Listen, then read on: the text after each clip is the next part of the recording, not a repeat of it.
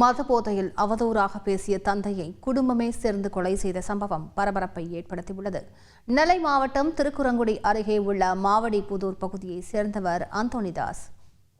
இவர்களுக்கு 2 மகன்கள் மற்றும் 1 மகள் இருக்கின்றனர். கூலி தொழிலாளியாக வேலை பார்த்து வரும் அந்தோணிதாஸ் மது பழக்கத்திற்கு அடிமையானதாக கூறப்படுகின்றது.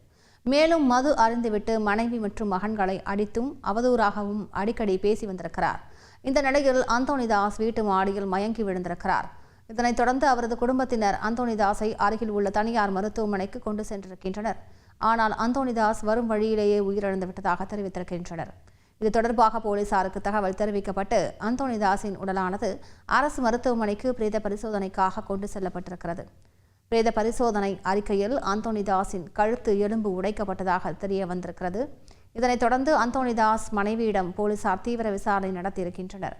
அதில் மது போதையில் மகன் மற்றும் மகளை அவதூறாக பேசி வந்ததால் ஆத்திரத்தில் மனைவி, மகள் என குடும்பமே சேர்ந்து கொலை செய்ததாக வாக்குமூலம் அளித்திருக்கின்றனர்.